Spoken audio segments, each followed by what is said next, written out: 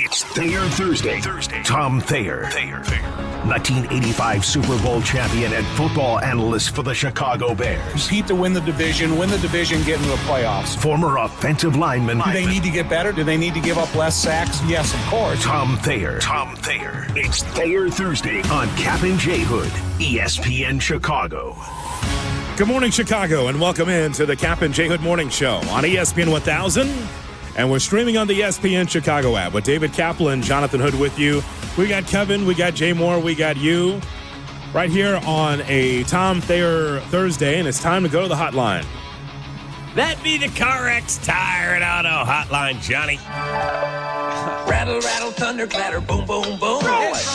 Don't worry, call the CarX man. Good morning, Tom. How are you? Jay Hood, Cap, how you guys doing? I'm doing well. Thanks for having me. Thanks for being with us. It's one of the highlights of our week. We get Waddle Wednesday, Thayer Thursday. It's pretty awesome. So, question is, now that you have a new head coach, albeit on an interim basis, and I love listening to him at the podium, but you cannot deny the fact that the offense was as bad as we've ever seen it the first half in Detroit. A lot of the success since he's become the OC has been Caleb in late-game heroic situations, working some off-platform. So what convinces you after your film study and practice study and game study that the offense can go to another level in a system rather than Caleb being a hero? You know, because there's still some question marks on the offensive line in terms of playing in that type of environment, and, you know, what their obligation is in performance when you're talking about a dysfunctional snap count. And I think that that's one thing that makes me admire Caleb so much. He never goes into his shell and kind of completely loses control. He, you know, kind of slowly climbs up the ladder until finally he sees some light at the end of the tunnel and then takes advantage of it at the end of the game. But the thing about it is the Bears' red zone defense is playing so well that they're limiting these teams to field goals that give them that opportunity to not lose sight of what the ultimate goal is, and that's to win the game, even if it's late-game heroics. So there's a lot of things that are put in place here. And one of the things that they got to improve in is their interior running game.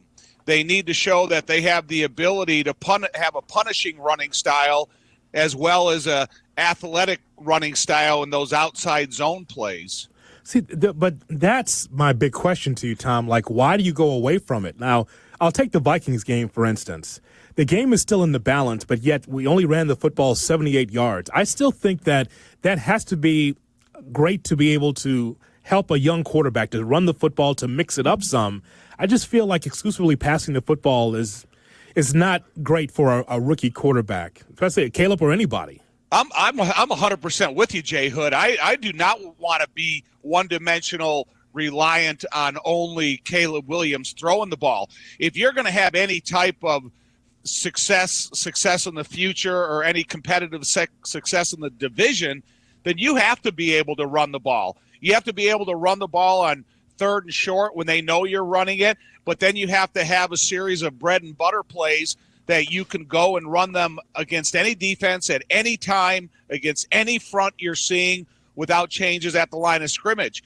And that's one of the things that, hopefully with Thomas Brown aboard and being in complete control of the offense now and making every decision, that he can start developing what he thinks can be a bread and butter opportunity in the run game for this offense to relieve some of that pressure off of Caleb. And I agree with you wholeheartedly, Jay Hood. Because you know that the 49ers are going to run the football. I mean, and of course, you had to do it in the snow against Buffalo that last game. You had to run the football. 220 yards for Buffalo, 153 for San Francisco before McCaffrey went down with an injury. But you know San Francisco is going to run the football as well.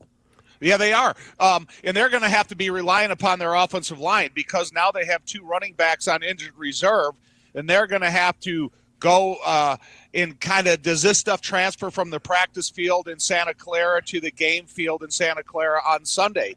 And I think that's still kind of a wait-and-see scenario in San Francisco because if you can shut down their running game because of uncertainty in the eyes of the running back where they don't know how to anticipate how the blocking is going to open up after the first level to the second level. And if you can make them one-dimensional, maybe that's when you see the Bears' defensive pass rush come alive and start putting a little bit of pressure on Brock Purdy. Keep him inside the huddle and see if you can sack him or block some of his attempts.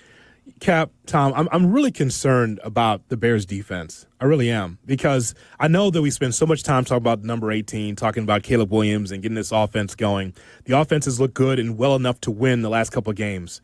But, Cap, I'm really concerned of several things. One, you can't get home to the quarterback. Sack-wise, hurry-wise, you're just not getting to the quarterback enough. And then from there, one of the hallmarks of Bears' defense over the years is being able to get takeaways.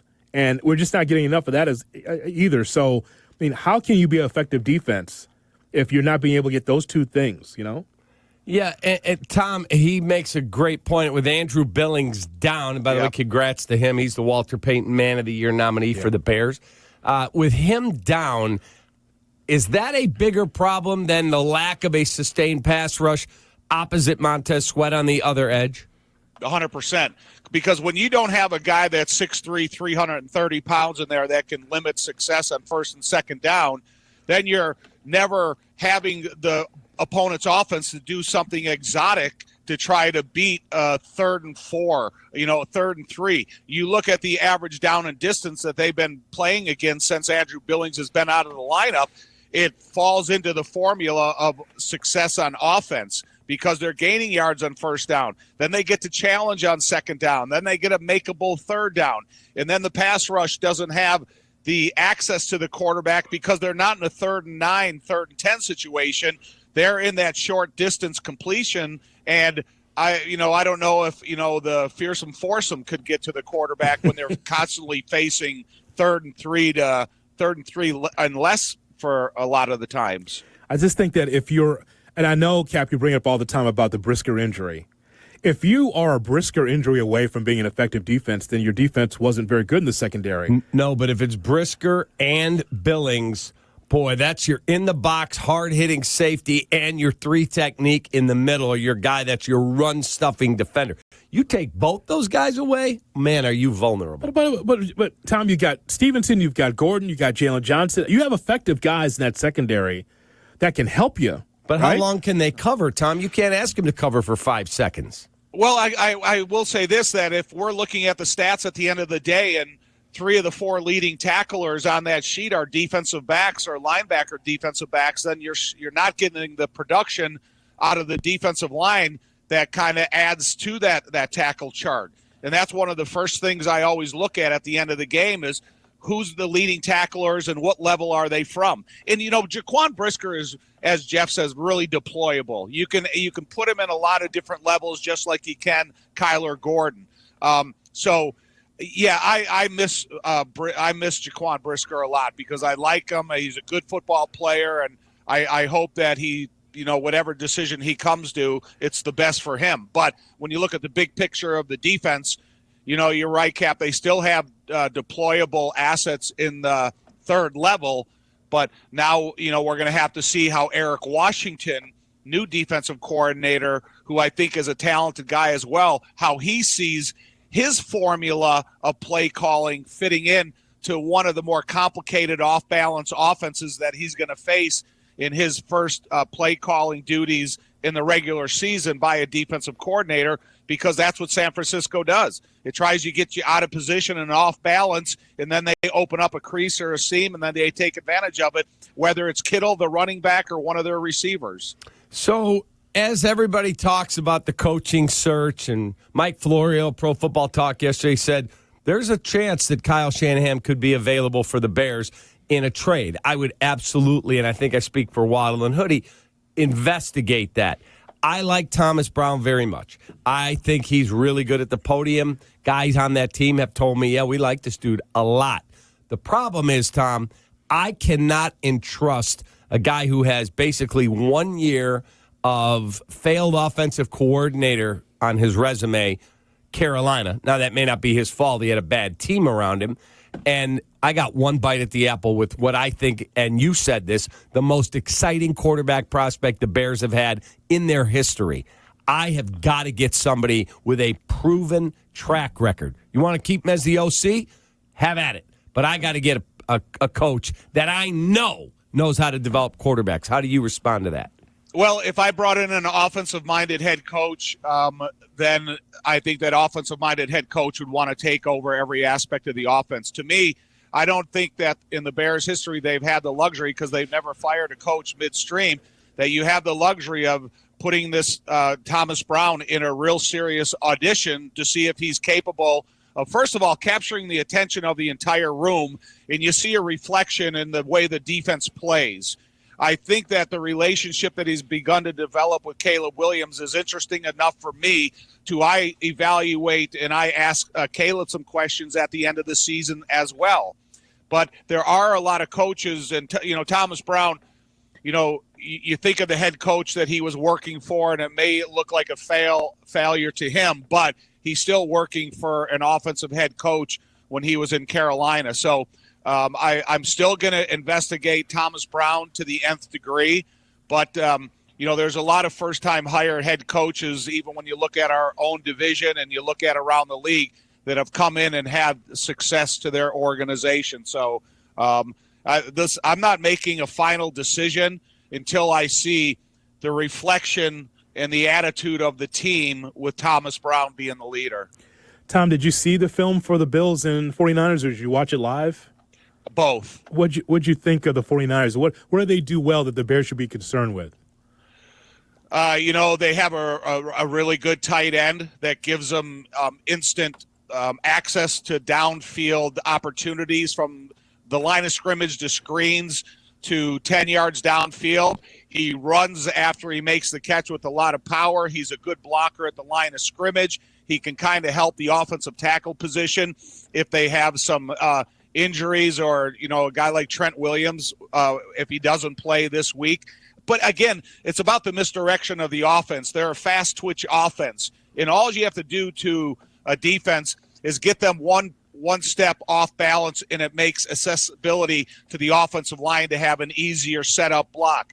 If they have a player, and I know McCaffrey's not playing, but if they still have these wide motion running backs that are going to cut all the way across the field after they get the ball into their hands, and then that challenges the level of blocking as well. So I think it's going to be an interesting battle up there, and a 4-8 team against a 5-7 team. I'm not saying it's a foregone conclusion that San Francisco is going to beat the Bears. And if I had any opportunity, I would try to make it as uncomfortable as possible for Brock Purdy, and a lot of that comes from keeping him in the pocket and don't give him access to any outside throwing lanes. And now, Tom, we put a log on the fire on a very cold day in Chicago. Let's talk about 1984, the NFC Championship game. Okay, I wasn't there. I was still finishing my USFL season, so you know what happened there, a shutout for the Bears. Yes. But I didn't want to bring up 85. 26-10, Yeah, I think we won. That's when they ate alligator on the plane coming home to celebrate, and Ditka got a DUI after the game. I think it was more of the cases of wine that Ditka had loaded on the team plane, and he kept one in the cabin, and walking down the aisle taking swigs out of a full bottle of wine. Right. Oh, God. And got pulled over on 294, and the story goes, McMahon driving by. They got the coach. We all did. We all go in that direction. And as he got pulled over after he went through one of the toll booths, he was driving a big gold Mercedes at the time. Gold. So it was easy to pick out as we were all driving home. Oh, my God. No one pulled over to save the coach. Just watching him. The coach. Yep. You didn't want any part of that, right, Tom? That's why he kept going? Well, that's when they served beer on the plane, and we probably all had a couple beers, and it was just a different time and era back that day in the NFL. Did they also serve alligator? Is that true? Yeah. Alligator on the plane. That's and great. then we had it every game after that. That's great. How great is that? So you played a candlestick. What was that like? Because obviously, with us being football and baseball fans, we would see those, the paper all over the place and garbage everywhere because of the wind pickup there. The worst locker room outside of old Cleveland Stadium that you could possibly crowd a team into, because it was a locker room made for a baseball team. But now when you want to triple the size of the people you have in there getting dressed and the coaching staff and the training staff and all this, it was the worst pregame atmosphere in the history of getting ready for big games. Because when they went to Santa Clara and the Bears played in the first game there, I remember walking through the tunnels getting ready to walk into the locker room for the first time, and I was walking next to Brandon Marshall, and we walked in, and it's a palatial estate compared to what you used to have at Candlestick Park. And I said to him, this is going to lose games for San Francisco because they made the locker room so big and so comfortable. It's going to change that pregame angst by everybody in the team, because there were sometimes 2 or 3 to a locker, every single locker in the old place, and the Bears ended up going out there winning the game, and the rest is history. That's awesome. Yeah. By the way, what does alligator taste like? Chicken? Yeah, exactly. Listen, you deep fry anything, and it's always good. It's like pizza. I love every kind of pizza you can serve me. Yeah. You dip, it's like having deep fried chicken chunks. Yeah, I've had it in New Orleans. It's fantastic. I gotta try it. It's all about the sauce. It really is. Tom, you know what? It really is. I know, Jay. Life is really about the sauce. I'm with you. I love nothing like a good sauce to enhance any type of crappy dish. There you go. Tom, as always, we appreciate the time. Okay, guys. Thank you. Appreciate